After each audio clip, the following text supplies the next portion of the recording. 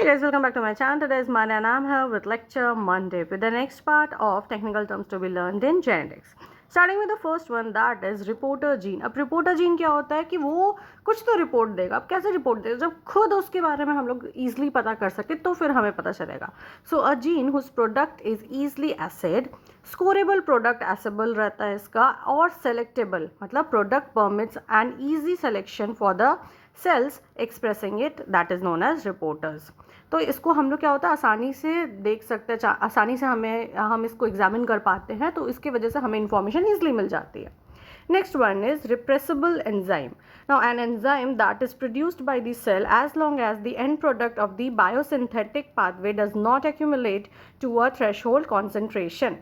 मतलब कि ये जब तक कि तुम्हारा एंड प्रोडक्ट जो है वो एक कॉन्सेंट्रेशन तक नहीं पहुंच जाता है तब तक ये एंजाइम प्रोड्यूस होते रहता है सेल से. ठीक है, एक थ्रेशोल्ड कॉन्सेंट्रेशन तक पहुंचने के बाद ही एंड प्रोडक्ट, मान लो मेरा ग्लूकोज एंड प्रोडक्ट है तो उसको बनाने में जो एंजाइम लग रहा है, जब तक ग्लूकोज का लेवल थ्रेशोल्ड तक नहीं पहुंचेगा तब तक वो उस एंजाइम को बनाते रहेगा सेल. Next is repression.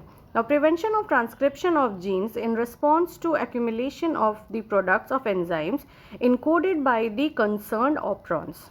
सो ओप्रॉन क्या कर रहा है, इनकोड कर रहा है एक एंजाइम को, वो एंजाइम क्या कर रहा है, ट्रांसक्रिप्शन को जाके रोक रहा है, तो इसको बोलेंगे रिप्रेशन. ठीक है. Next is repressor protein. अब रिप्रेशन हो रहा है तो वो किससे होगा, रिप्रेसर प्रोटीन से होगा. So this protein binds to the operator DNA to repress the transcription. अभी हमने पढ़ा ना कि वो ट्रांसक्रिप्शन को रोक रहा था, तो कैसे रोक रहा था, ऑपरेटर में बाइंड कर रहा है एक प्रोटीन, उस प्रोटीन को क्या बोलते हैं, रिप्रेसर बोलते हैं. Now repulsion phase.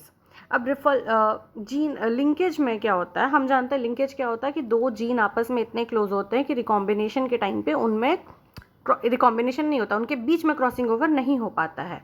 तो अब क्या होता है कि इसमें दो फेजेस आते हैं, एक होता है कपलिंग फेज जो हमने ऑलरेडी पढ़ रखा है, और एक होता है रिपल्शन फेज.